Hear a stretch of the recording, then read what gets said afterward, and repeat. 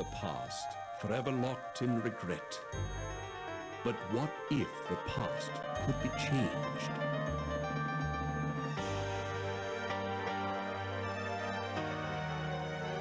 Titanic Adventure Out of Time is a first-person, not quite FMV point-and-click adventure game which takes place on, wouldn't you know it, the Titanic. A ship you may have heard of, either from some unrelated movie released a year later, or from, recent events. This is another one of those games from my youth that I remember playing but never finished. Here I am now, all grown up, several rounds of therapy later, and it's almost like I went back in time to my younger days to fix a grave mistake. Which is, as it happens, also the framing device for this game. You play as a disgraced retired British spy living a sad life in a cramped apartment in 1942 London, obsessed with the botched mission that led to the end of your career 30 years ago. Then a German bomb falls onto your building and conveniently and without any explanation whatsoever sends you back in time to that moonless night on the icy North Atlantic in 1912, giving you a second chance to succeed in a mission that could change the course of history forever. Titanic Adventure Out of Time uses pre-rendered backgrounds and plays in first person, but unlike the X-Files FMV game, navigation is intuitive and clear.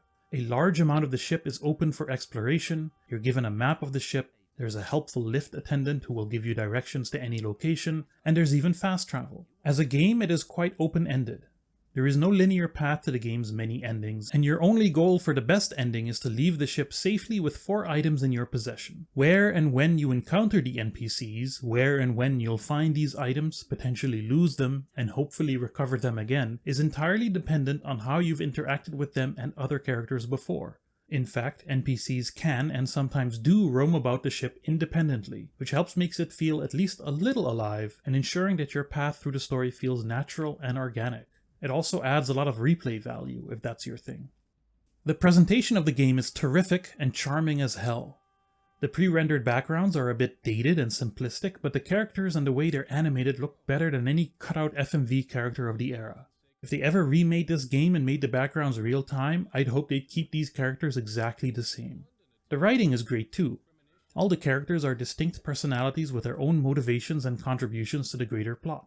Whether it's love and hope for a new future, just being drunk and British and spreading rumors about everyone on the ship, orchestrating geopolitical shifts in preparation for a great war, or money, money, money, everyone has a reason to make this journey and has a role to play in the adventure. The negatives of the game aren't huge negatives, but worth mentioning nonetheless. The music can get a bit repetitive.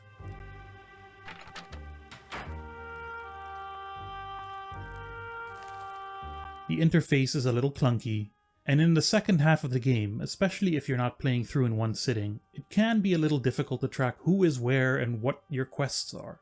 This is definitely the kind of game that requires copious note-taking. Near the end of the game, after, spoiler alert, the iceberg hits the Titanic and it starts sinking, events start happening in real time as you race against the clock to bundle up all the quest items and safely depart the doomed ship.